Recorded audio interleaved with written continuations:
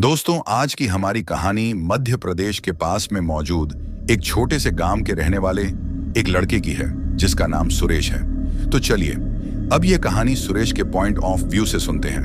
दोस्तों, मेरा नाम सुरेश है और मैं मध्य प्रदेश पास में मौजूद एक छोटे से गांव का रहने वाला हूं। आज जो डरावनी कहानी मैं आप लोगों को सुनाने जा रहा हूं वह मेरे जीवन में घटी एक बहुत ही भयंकर और डरावनी घटना के बारे में है। दरअसल यह बात उस वक्त की है जब मैं अपने गांव से 5 किलोमीटर दूर दूसरे गांव में अपनी 12वीं की पढ़ाई करने के लिए जाया करता था। उस वक्त जिस रास्ते से मैं मेरे गांव से दूसरे गांव में जाता था उस रास्ते पर ही एक पुरानी बंद पड़ी हुई फैक्ट्री आती थी।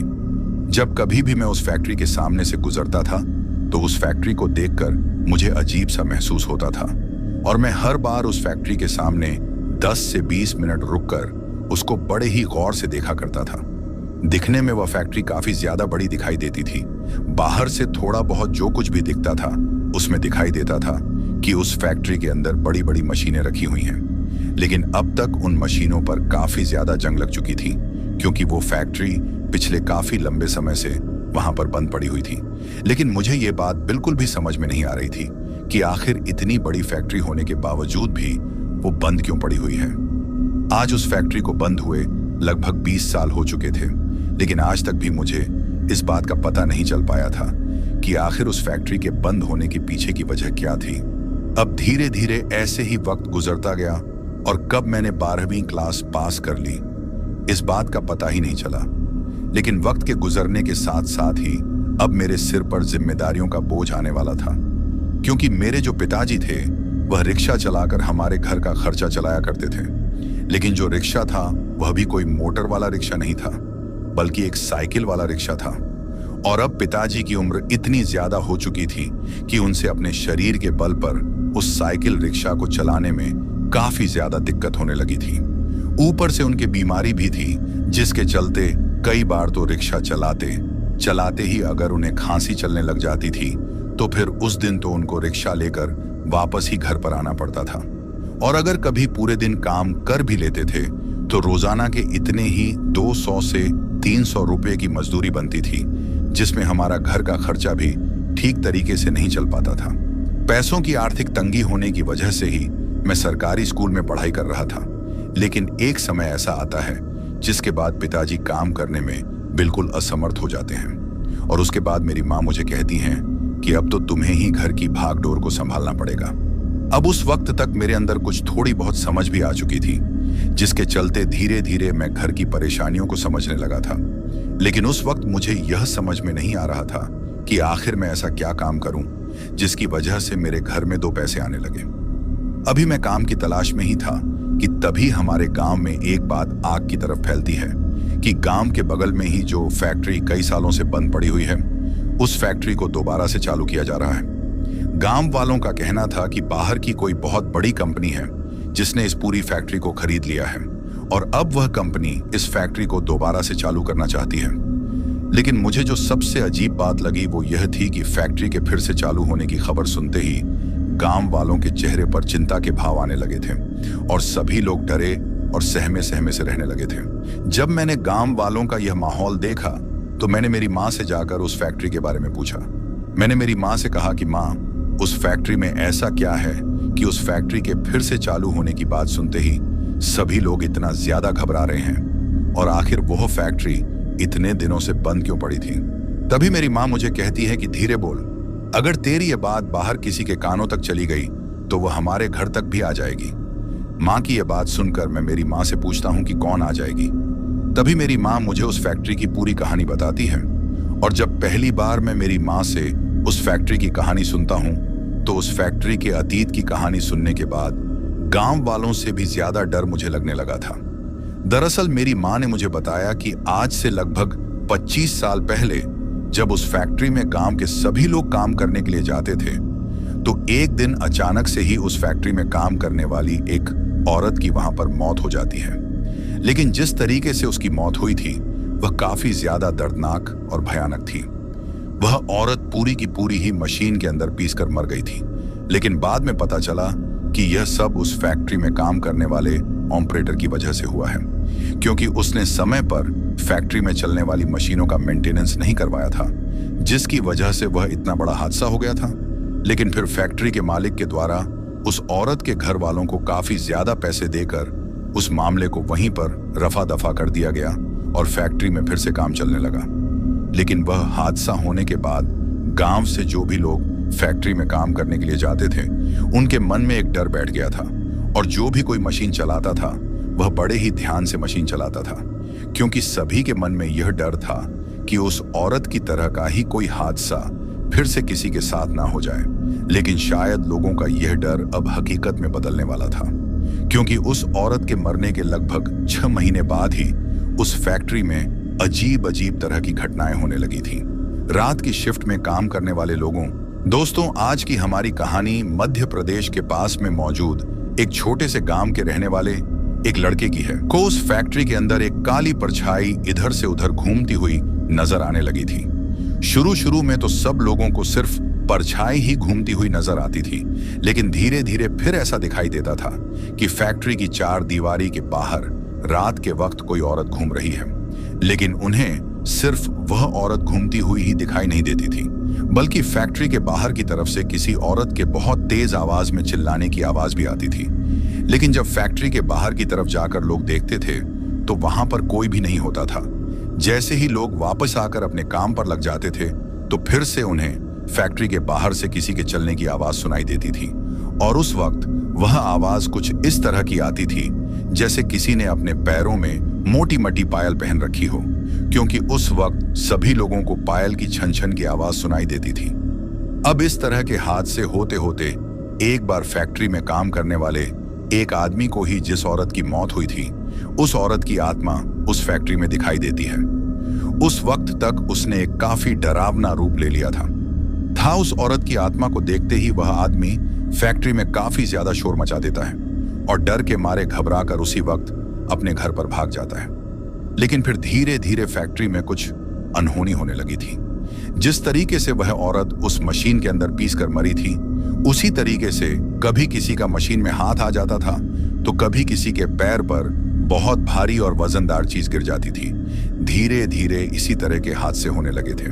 अब गांव के लोगों में यह बात फैल गई थी कि उस औरत की आत्मा फिर से उस फैक्ट्री में लौट आई है और वह अपनी मौत का बदला उस फैक्ट्री में काम करने वाले सभी लोगों से ले रही है। जैसे ही यह बात गांव में फैलती है तो गांव के लोग उस फैक्ट्री में काम करने जाना बंद कर देते हैं। लेकिन गांव के कुछ लोग ऐसे थे जिनके पास उस फैक्ट्री में जाकर काम करने के अलावा और कोई भी दूसरा रोजगार नहीं था। अब पहले गांव के जितने लोग फैक्ट्री में काम करने के लिए जाते थे वह सभी लोग घर पर रहने लगे थे। सिर्फ 15 से 20 लोग ऐसे थे जिनके पास और कोई भी दूसरा काम नहीं था, तो वह लोग उस फैक्ट्री में काम करने के लिए जाते थे।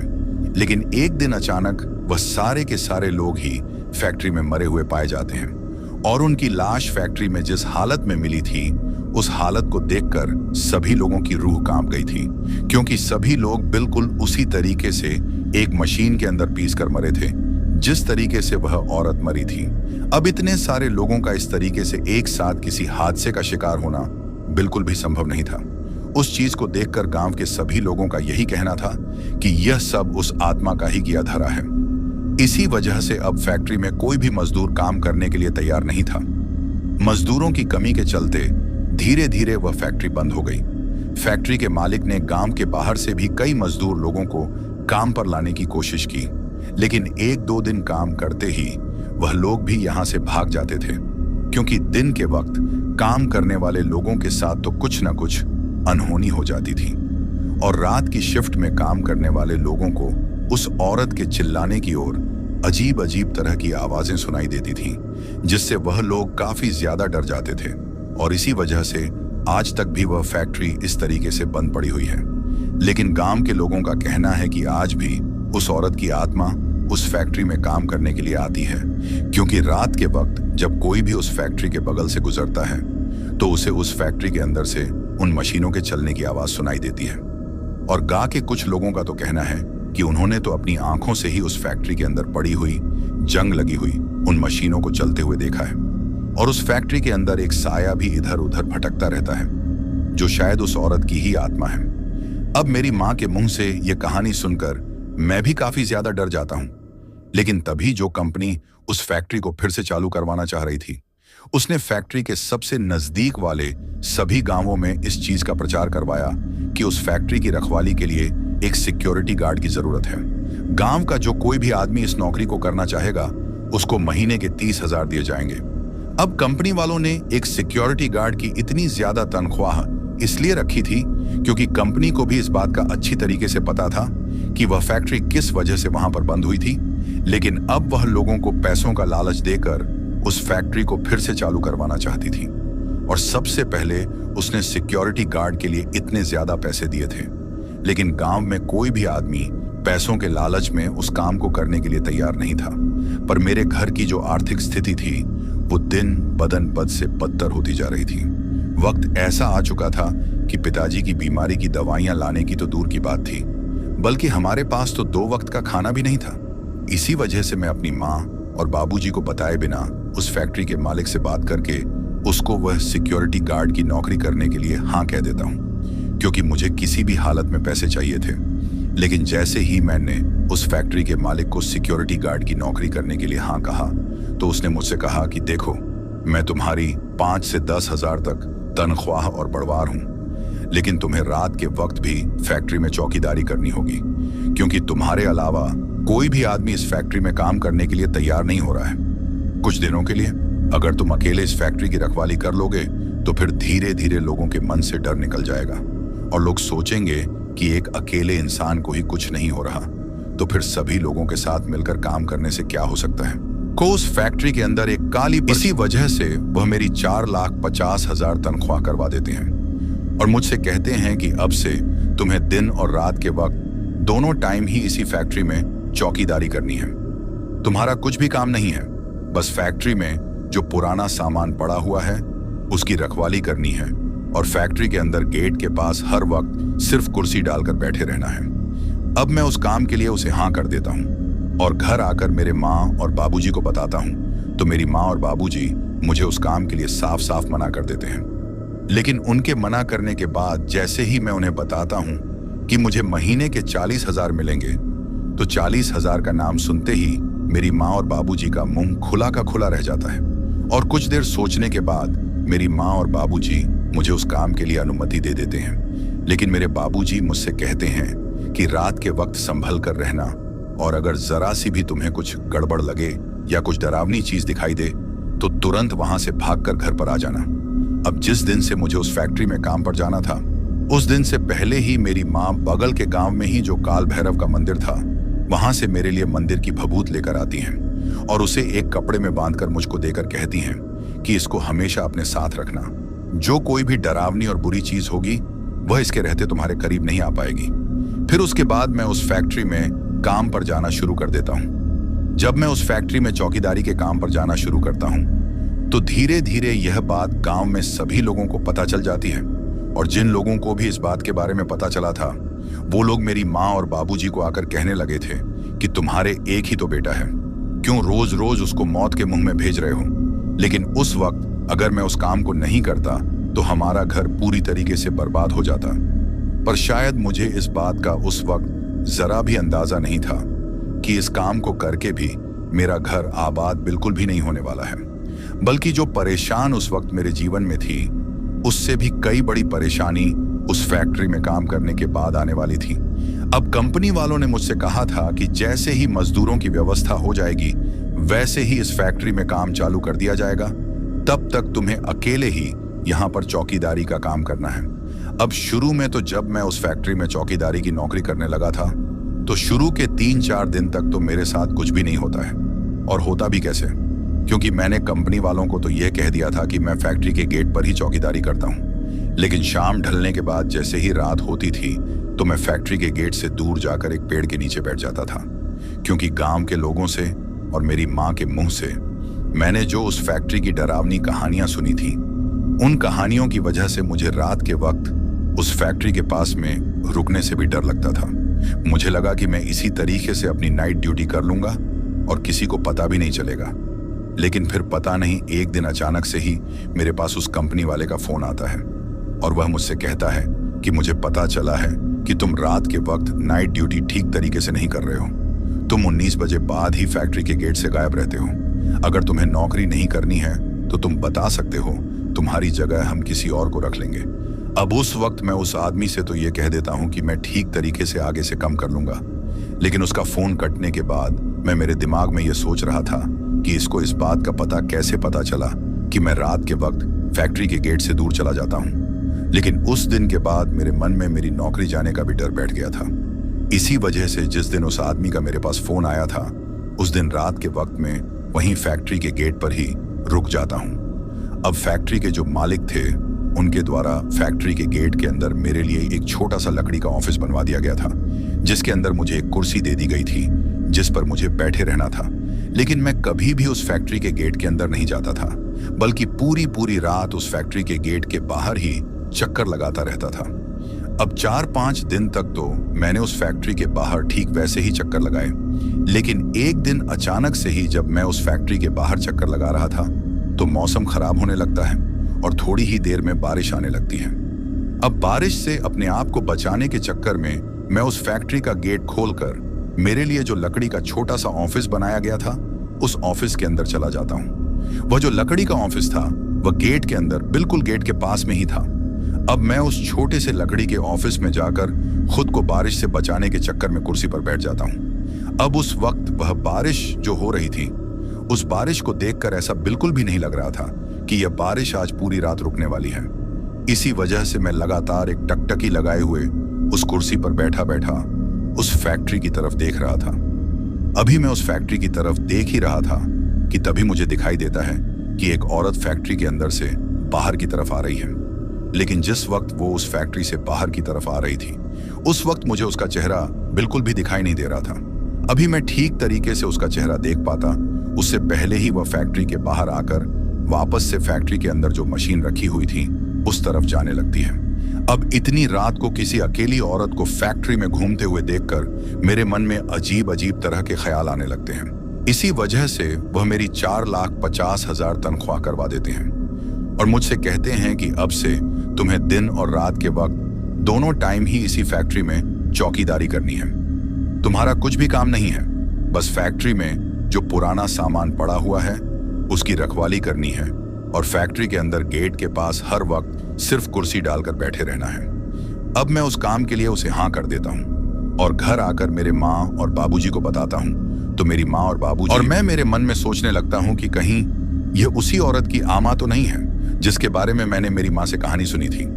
लेकिन इस चीज के साथ साथ गांव में एक चीज और हो रही थी कि गांव के लोग रात के वक्त चोरी छुपे फैक्ट्री से लोहे का बहुत सा कीमती सामान उठाकर ले जाते थे और फिर उसको बेचकर पैसे ले आते थे। इस चीज का धीरे धीरे मुझे भी पता चल चुका था कि फैक्ट्री से सामान चोरी हो रहा है। उस वक्त उस औरत को देखकर मेरे मन में यही ख्याल आता है कि शायद ये कोई सामान चुराने वाली ही औरत है।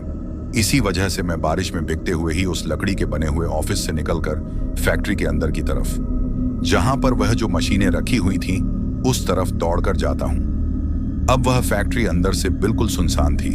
फैक्ट्री के अंदर जाकर मैं जोर जोर से आवाज लगाता हूं कि कौन है यहां, लेकिन उस वक्त वहां बारिश की आवाज के अलावा सिर्फ मेरी ही आवाज गूंज रही थी। अब जैसे ही मैं उस फैक्ट्री के अंदर गया तो अंदर जाते ही मुझे उस फैक्ट्री के काफी अंदर की तरफ से किसी औरत के कुछ नाने की आवाज सुनाई देती है।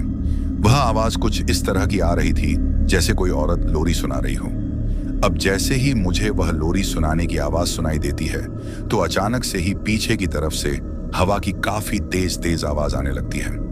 जैसे ही मैं पीछे की तरफ पलट कर देखता हूं तो मुझे दिखाई देता है कि बाहर की तरफ का मौसम और भी ज्यादा खराब हो गया है और जो फैक्ट्री के बाहर का बड़ा सा लोहे का गेट था वह अब हवा के झोंकों से इधर उधर अपने आप ही हिलने लगा था। रात के उस घने अंधेरे में फैक्ट्री के उस इतने बड़े लोहे के गेट को अपने आप ही इधर उधर हिलते हुए देखकर मैं काफी ज्यादा डर गया था। लेकिन अब बाहर की तरफ बारिश इतनी ज्यादा तेज आ रही थी कि मैं उस बारिश में फिर से उस लकड़ी के बने हुए छोटे से ऑफिस तक भी नहीं जा सकता था। अब जिस वक्त मैं फैक्ट्री के अंदर जहां पर खड़ा हुआ था उसके ऊपर तो लोहे की छत्र लगी हुई थी, जिसकी वजह से वहां पर मैं बारिश में बिल्कुल भी नहीं भीग रहा था। इसी वजह से अब मैं फैक्ट्री में उसी जगह पर खड़ा रहकर बारिश के रुकने का इंतजार करने लगता हूं। लेकिन जिस वक्त मैं वहां पर खड़ा हुआ था उस वक्त मुझे बार बार अंदर की तरफ से किसी औरत की गुनगुनाने की आवाज सुनाई दे रही थी।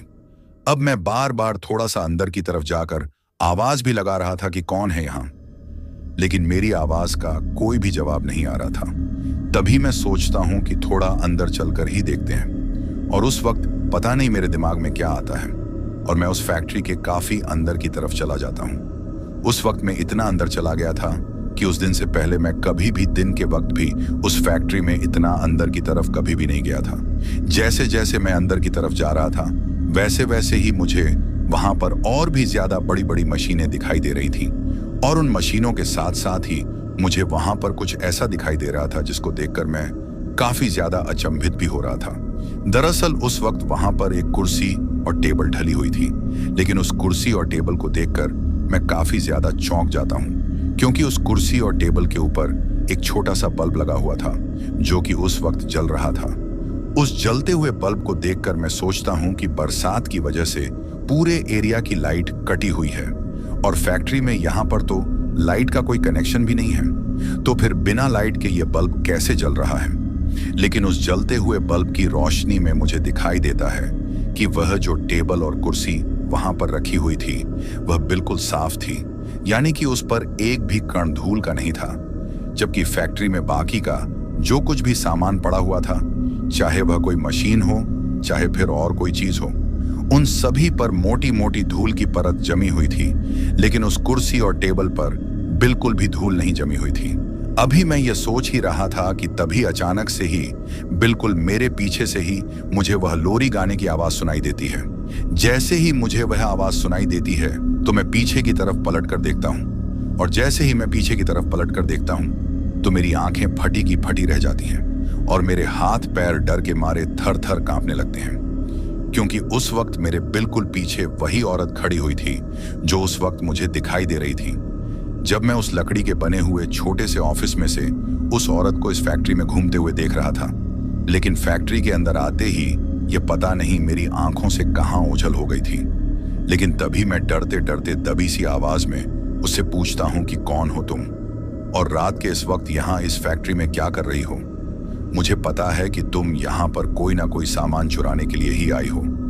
उस वक्त जब मैं उससे ये बातें बोल रहा था तो वह मेरी बातों की तरफ बिल्कुल भी ध्यान नहीं दे रही थी, क्योंकि उसने अपने हाथ में कपड़े का कुछ ऐसा बना रखा था जैसे कोई छोटा सा बच्चा गोद में ले रखा हो, और वह बार बार उस कपड़े को अपनी गोद में ऐसे हिला रही थी जैसे वह किसी छोटे छठे बच्चों को अपनी गोद में खिला रही हो, और उसको हिलाते हिलाते ही वह कुछ गुनगुना रही थी।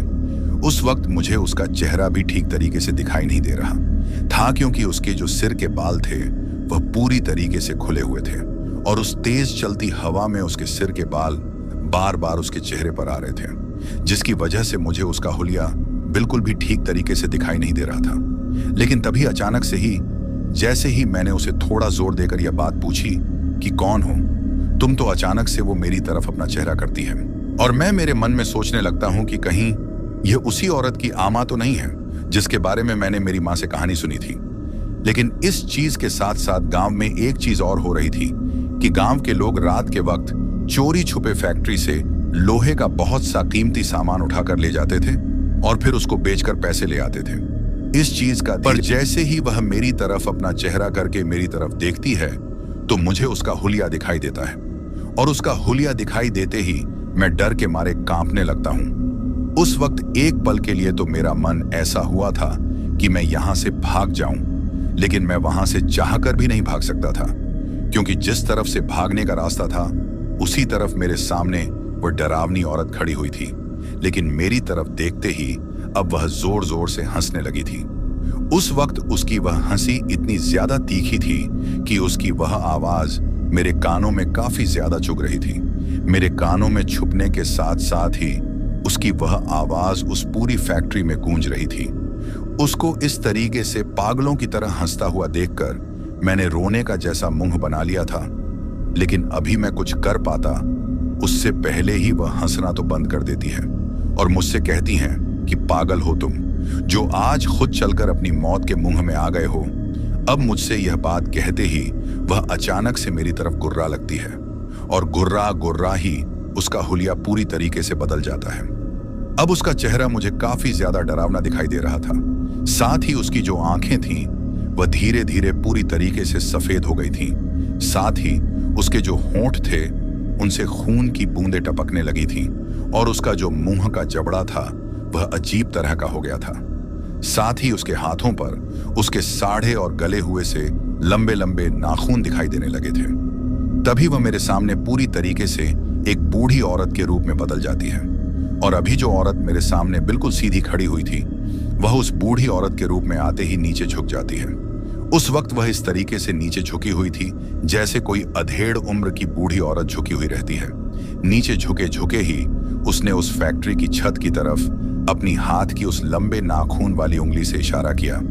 जैसे ही उसने उस तरफ इशारा किया तो मैं उस तरफ देखता हूं जिस तरह उसने इशारा किया था, लेकिन जैसे ही मैं उस तरफ देखता हूं तो मेरे होश उड़ जाते हैं, क्योंकि जैसे ही मैंने उस तरफ देखा तो मुझे दिखाई देता है उस फैक्ट्री की छत से एक लोहे का तार लटका हुआ है और उस लोहे के तार से 5 से 7 कंकाल लटके हुए हैं जो कि देखने में किसी इंसान के ही लग रहे थे। उस तरफ इशारा करके वह डरावनी बुढ़ी औरत मुझसे कहती है कि देख रहे हो उन कंकालों को, वह भी तुम्हारी तरह उन्हीं लोगों के कंकाल हैं जो रात के वक्त इस फैक्ट्री में आए थे। चाहे फिर वह किसी भी कारण से आए हों, लेकिन आज तक जो कोई भी इस फैक्ट्री में आया है वो यहां से बचकर नहीं जा पाया है और अब मैं तुम्हारा भी बिल्कुल यही हाल करूंगी। फिर कुछ ही दिनों बाद तुम्हारा कंकाल भी बिल्कुल इन्हीं की तरह यहां पर लटका हुआ दिखाई देने लगेगा। अब मुझसे यह बात कहकर वह फिर से अजीब तरीके से हंसने लगती है। वो सब देखकर मैं यह समझ गया था कि यह उसी औरत की आत्मा है जिसके बारे में मैंने अपनी माँ के मुंह से और गांव के लोगों से कई कहानियां सुनी थी। साथ ही मुझे यह भी समझ में आ गया था कि आज मैं एक ऐसी मुसीबत में फंस गया हूं जहां से शायद मैं जिंदा बचकर बिल्कुल भी नहीं निकल पाऊंगा।